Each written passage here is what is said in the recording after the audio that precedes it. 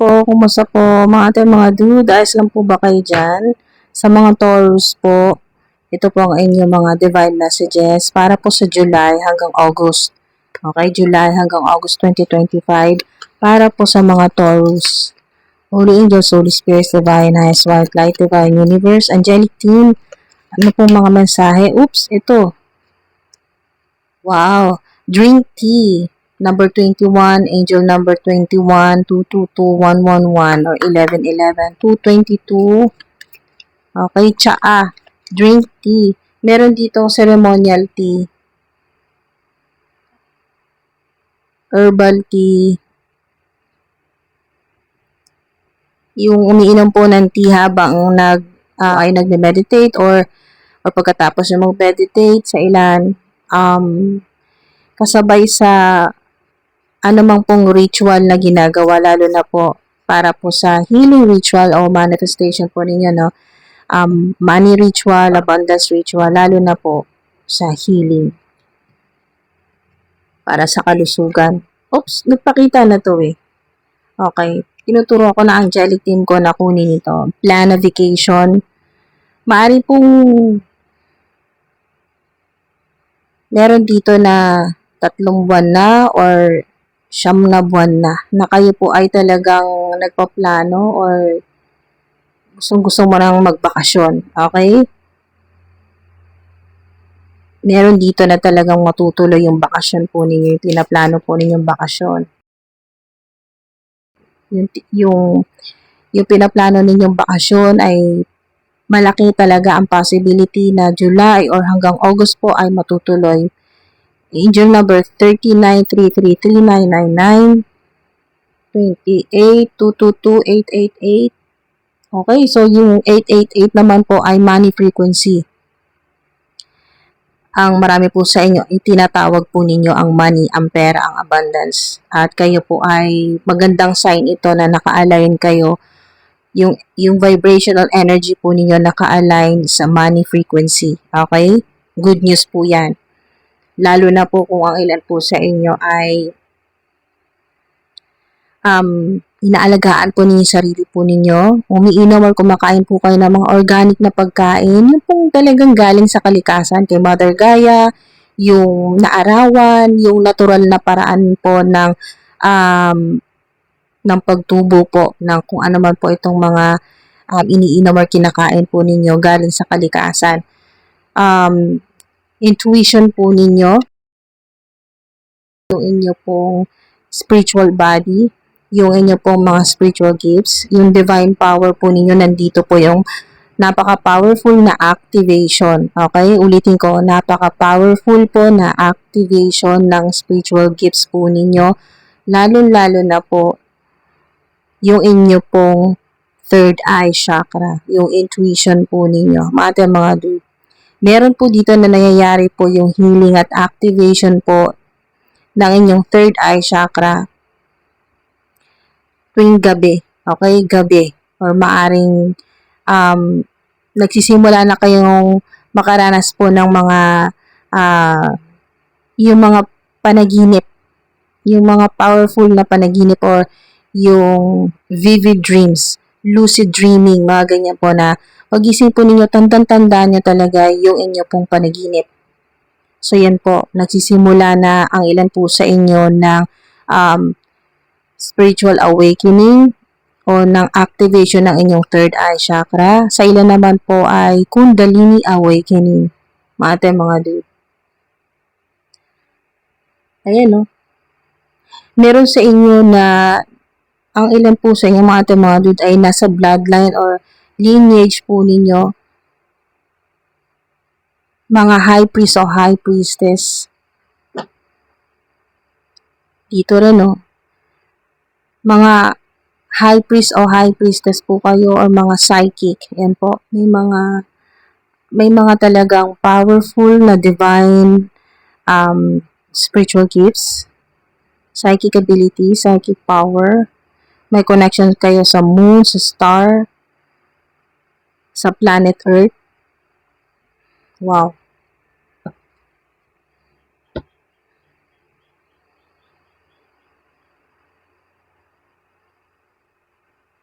Meron din pong hangin. Malakas din po ang inyo pong divine power. May activation na nanggagaling po sa hangin. Okay? Air element. Meron din po ditong mga gumagabay po sa inyo ng mga celestial beings. Okay. Maaring ikaw ay light worker, starseed.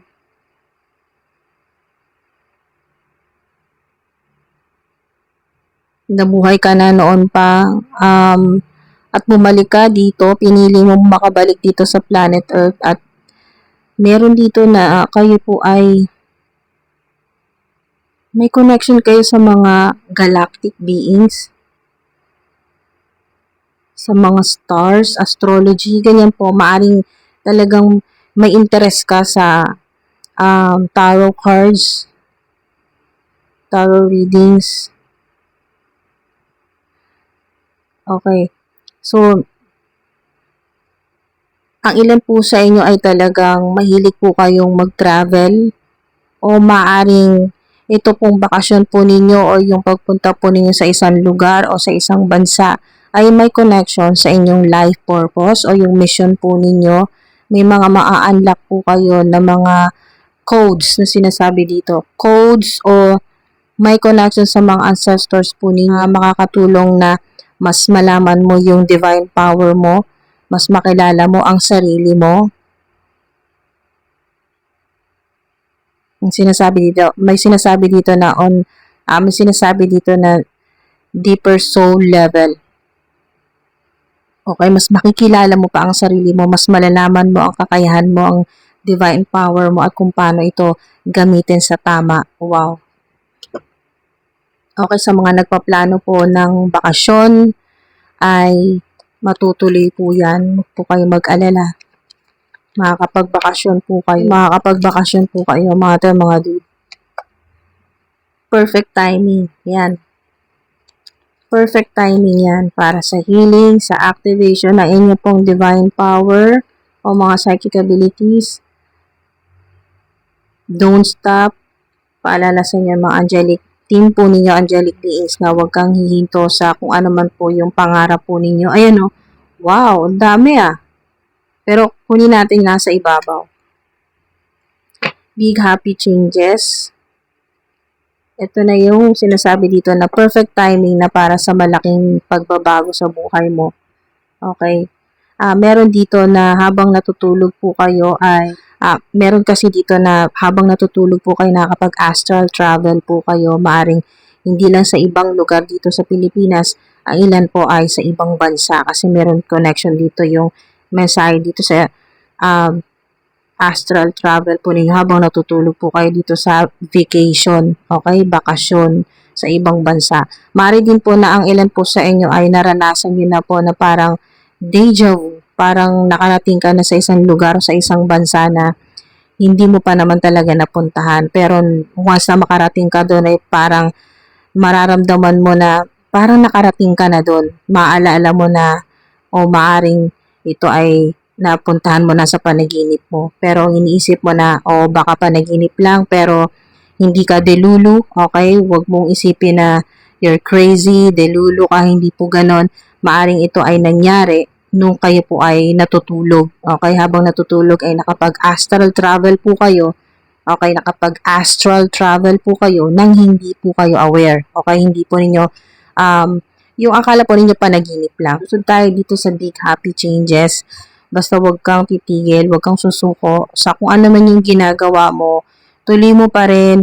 May sinasabi dito na kahit gaano kahirap yung nangyayari sa sitwasyon mo o sa mga mahal mo sa buhay, parang sinasabi dito na the show must go on, yung kailangan mo pa rin magpakita. Ano man yung ginagawa po ninyo, trabaho, online platform, mga dude, kailangan mo pa rin magpakita kahit na wala ka sa, kumbaga parang hindi maganda yung mood mo, marami kang dinaramdam, ganyan po, marami kang bigat na nararamdaman sa kalooban mo, magulo yung meron dito nakakaranas ng mental fog. Kaya makakatulong sa inyo itong drink tea. Yan sinasabi dito, advice sa inyo ng mga angelic team o mga ancestors po ninyo. Drink tea makakatulong na kumalma po kayo, na kayo po ay makapag-isip ng maayos, na kayo po ay mahanap po ninyo yung tamang balanse ng inyo pong mind, body, and soul, lalo na ng inyo pong energy. Yan po mga dude, huwag kang titigil, mas lalo kang magpakita kahit nahihirapan ka. Yan po kasi maraming mga evil eye, may mga mata, maraming mga evil eye, natutuwa yung mga haters mo, mga enemies mo kapag naaapektuhan ka, hindi ka nagpapakita. Yan po mga dude, lalo na po sa may mga social media platform, yung makareceive kayo ng hindi magagandang komento or may mga nambabash po sa inyo, yung mga haters po ninyo, maraming umaatake po sa inyo sa social media, wag po kayong magpa-apekto. Don't stop. Yan po mga dude. Okay? Yun po, yung sinasabi dito ang paalala na yung hindi mo kailangan mag-react, hindi mo kailangan mag-respond sa kanila, kailangan mong magpakatatag, kumalma, ayan po, lawakan ng inyo pong pag-iisip, makakatulong sa inyo yung meditation or kausapin po ninyo yung mga angelic teams, spirit guides, mga angelic teams, spirit guides, ang mga ancestors po ninyo, ang divine universe bago ka matulog. Meron din po dito na sinasabi na mga ancestors po ninyo, ng angelic team po ninyo na bago ka matulog, kung talagang gusto mong maalala yung panaginip mo, kung talagang gusto mong ma-activate yung third eye chakra mo na makakatulong yung pag-open po ninyo, makakatulong yung activation ng third eye chakra po ninyo para kayo po ay nakakatanggap ng mga divine messages, ng mga gabay mula sa infinite source, sa mga angelic team po ninyo para nakakatanggap ka ng mga tinig mula sa liwanag. Yan po yung sinasabi dito na or mula po sa mga bituin na makakatulong sa'yo, na magpoprotekta sa'yo. Halimbawa po, no, dito sa sinasabi dito ng intuition card na maaring meron pong sa inyo na palagi kang dumadaan sa lugar na yon, dumadaan ka. Pero malakas yung paglabas mo ng bahay or papunta ka ng trabaho or kung saan ka pupunta ay meron parang nag-uudyok sa'yo, parang may naririnig kang tinig, okay, na galing sa third eye mo, okay, or sa ilan nakaka-receive ng vision or iba-iba po ang inyo pong mga psychic abilities. Maaring kayo po ay yung psychic divine power po ninyo ay yung nakakarinig po kayo. Ang ilan naman po nakikita po ninyo yung maaring mangyari. Yan po, or nakakaramdam ka. Yan po mga dude. So, kung ano man po yung psychic power po ninyo dahil kasalukuyan na rin po yung activation nito, nangyayari na sa ilan or nakaranas na ng Kundalini awakening, spiritual awakening, at yung kahit hindi pa fully or completed yung healing ng lahat ng chakra po ninyo. Lahat ng chakra ninyo ay hindi pa talaga activated lahat pero nasa tamang alignment, balanse. So, ibig sabihin mga dude ay maaring makatulong sa inyo na kausapin po ninyo yung mga angelic team po ninyo bago ka matulog na bigyan ka ng mga divine messages, padalahan ka sa panaginip mo, bigyan ka ng mga signs ng angel numbers, ng synchronicities, ganyan po. Bigyan ka ng gabay kung ano yung mga dapat mong gawin or anong dapat na maging desisyon. O gabayan ka sa lahat ng gagawin mo or sa tuwing lalabas ka, ganyan po mga dude. Meron po dito na yung activation po ng intuition po ninyo ay maari pong tinuturo ka ng mga angelic team mo, may naririnig ka sa third eye mo or sa vision mo na parang kung laging doon ka dumadaan ay maaring paglabas mo ng bahay o pagpunta mo ng trabaho ay tinuturo ka sa ibang direksyon na parang dito ka sa kabila, hindi pa laging doon, dito ka naman sa kabilang daan dumaan, parang ganun po. Or kung halimbawa po sa ilan na yun po yung parang kayo ay yun po yung isang isang sign po ng activation na intuition po ninyo na kung naririnig nyo po yun at sinunod nyo po na nag-iba ka ng daan, ay maaring yun po ay makatulong sa inyo or ikaligtas po ninyo. Parang kung palaging doon ka dumadaan na hindi mo alam na meron palang maaring mangyaring hindi maganda sa'yo doon sa palagi mong dinadaanan at kaya ka inuudyukan ng mga angelic team mo na parang meron yung gut feeling or yung sinasabi ng isip mo or ng subconscious mind mo or ng kutob mo na parang araw-araw doon ka dumadaan pero ngayong araw na to parang gusto mong dumaan sa ibang lugar or parang merong bumubulong sa iyo na dito ka muna dumaan, wag muna doon. Parang ganun po na wag na muna yan na sakyan mo, maghintay ka ng ibang sasakyan. Yung parang alam niyo yung mga ate, mga dude na yung intuition po ninyo ay mas lumalakas na. Yung divine power, lalo na activation po ng third eye chakra po ninyo na parang ang laking tulong nito sa inyo na parang na ilalayo kayo sa nalalapit na kapahamakan para sa iyo or sa mga mahal mo sa buhay or yung mga tao na gusto mong tulungan na parang hindi mo rin alam sa sarili mo kung bakit meron kang kausap, parang ganun po. Example lang po ito, no? Maaring meron kayong naranasan kapareho nito or mararanasan itong July hanggang August na parang supernatural talaga na pangyayari na katulad ng meron kang kinausap na parang sinabihan mo na wag muna tayong tumuloy, parang ganun. Wag muna tayong tumuloy. Nabawa po, meron kang kaibigan, okay, may kaibigan ka na may usapan kayo na magkikita kayo, mag-meet kayo sa isang lugar, ganyan po. Or susunduin ka niya, pero meron kang naririnig na boses. Yun po yung intuition po ninyo or angelic team po ninyo nagsasabi na huwag muna kayong tumuloy ngayong araw na to, i-reschedule nyo na lang, parang ganun po na yun po ay maaring sign o warning po na maaring ikapahamak ninyo. Okay? Na meron din po kasi na ipapakita sa inyo ang Divine Universe na talagang tama ka na naging desisyon, na tama na hindi ka muna tumuloy kung ganun yung kutob mo or hindi muna kayo tumuloy ng kasama mo or ng kaibigan mo kung ganun talaga yung kutob mo kasi ipapakita sa inyo ng Divine Universe na tama yung naging desisyon mo dahil may malalaman ka tungkol doon na maaring yung palang sinakyan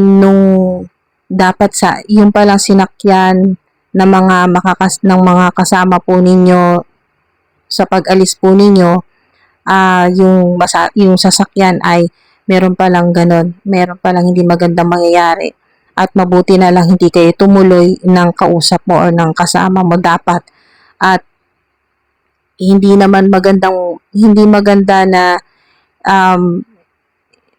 okay, so mabuti na hindi kayo natuloy pero hindi din maganda na mabalitaan na maraming napahamak or merong napahamak mga dude. So, yun po, nakakatulong din po sa inyo yung intuition po ninyo ng gabay, ganyan po, or warning.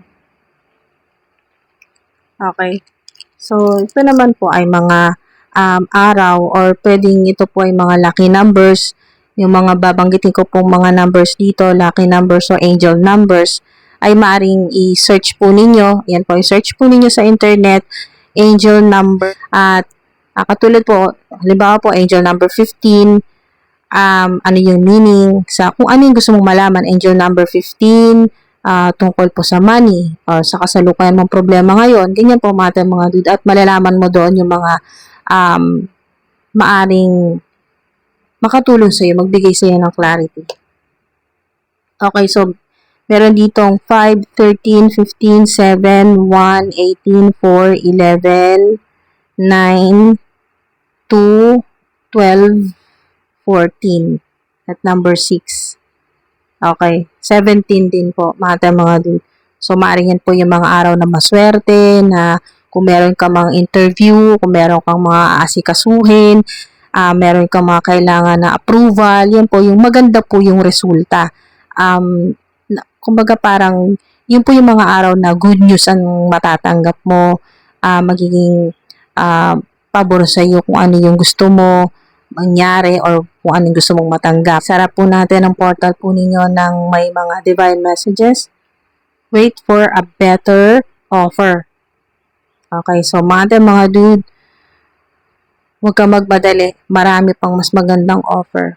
Kung meron mang mga tumanggi sa'yo, meron bang mga dude sa ilan na hindi ka nakapasa or hindi ka natanggap, ay maghintay ka, merong mas magandang offer para sa'yo. May mas maganda pang offer na para talaga sa'yo. Okay? Kung wala nitong July, hintay-hintay ka hanggang August. Hanggang bago matapos ang August, marami talagang magagandang mangyayari. Ayan po, oh. Marami ka mga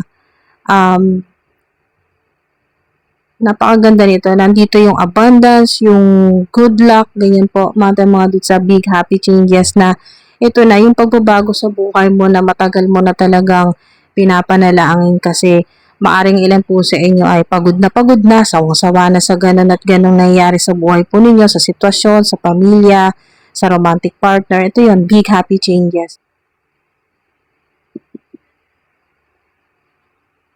It could be extraordinary. Yan po. It could be extraordinary. Yung inyo pong mga spiritual gifts, mga yung divine power po ninyo, yung activation, yung mga mangyayari po sa buhay po ninyo, July, August. Napakagandang mga mangyayari sa buhay po ninyo. At perfect timing, yung talagang parang inukol talaga ng divine universe na mangyari na talaga. Kasi noon maaring gustong-gusto mo, pero yung parang naghahabol ka sa pera, naghahabol ka sa oras, ganyan po. Ngayon, ito na, yung perfect timing or divine timing. It could be extraordinary. Napakaganda ng mararanasan po ninyo July hanggang August. Napakaganda po niyan, mga dude. Kung meron ka mang plano, lalo na sa career mo, perfect timing o divine timing na yan na magiging matagumpayan. Watch and see what happens. Watch and see what happens. Yan po. Makikita mo rin kung ano yung mga dude, yung sinasabing fruits of your labor, yung resulta ng lahat-lahat ng sakripisyo o paghihirap mo. Okay, resulta. Magandang resulta. Positibong resulta ng lahat ng pagsisikap mo, ng paghihirap mo, lahat ng sinakripisyo mo, hindi baliwala. You will find out. Okay, you will find out everything you need to know. You will find out everything you need to know. Diba? Malalaman mo yan. Kasi nga dito, hindi lang po ito basta knowing. Hindi lang to basta malalaman mo lang. Okay, mga dude. Yung kaalaman na ito, kung ano man po itong mga divine messages na matatanggap mo, pag nalaman mo na hindi mo na siya maa-undo. Pag nalaman mo na hindi ka na pwedeng mapanggap na hindi mo nalaman. Yung sinasabi dito na yung mga malalaman mo, maa-unlock. Okay? Yung mga malalaman mo, July hanggang August, ay napakalalim, napaka-powerful. Yan po. At iilan lang ang nakakaintindi o makakaunawa nito. At isa ka sa mga talagang makakaintindi sa kung ano talaga ang gustong iparating sa'yo, ang gustong sabihin sa'yo ng Divine Universe o ng Higher Power. Yan o, diba? Wait ka lang. Consider it an opportunity. Diba? Maghihintay ka lang. July hanggang August, hintay-hintay ka lang. Consider it an opportunity. May malaking opportunity na darating sa'yo. Yan po. At yan ay yung sinasabi dito na kung talagang nakatadhana at perfect timing na talaga na maging milyonarya ka, wala nang kahit anong makakaharang pa yan, kahit ano pa yan, mga dude. Kasi kung talagang mangyayari, kahit hindi ka na maghabol, hindi ka na magsobrang effort, ganyan po, hindi mo na kailangang alam niyo yun, yung sobrang pagod sa trabaho, dahil talagang pagkukol, pag talagang destiny or fate mo talaga at divine timing na talagang yumaman ka, July hanggang August, maghihintay ka na hindi mo na kailangan ng mga dude, yung lagi kang nasa survival mode, yung laging kailangan mong mahirapan, ganyan po mga dude, yung kailangan lagi kang magsakripisyo, hindi na kailangan yon mga dude, dahil pag divine timing, pag talagang inukol, sinadya na ng divine highest white light ng divine universe, itong malaking pagbabago na to, okay, kahit wala kang gawin, talagang mangyayari talaga yan, mga dude, literal na wala kang gagawin, pero mangyayari talaga ngayong July or hanggang August. Hintay-hintay lang. Kung ano man po yan, mga dude, na plano sa'yo, na mas magandang plano sa'yo ng Divine Universe or ni Father God. Yan po, mga dude. So, sana may nakuha po kayo dito. At maraming salamat po sa patuloy po ninyong suporta. Ingat po kayo palagi. Sa mga nagko-comment, maraming salamat po. Sa mga nag-like, subscribe, maraming salamat po. Kahit po sa mga hindi nag-subscribe pero umabot po kayo dito hanggang sa dulo, sobrang nagpapasalamat po ako sa inyo. Thank you po sa oras at sa divine energy po ninyo. Mga dude, ingat po.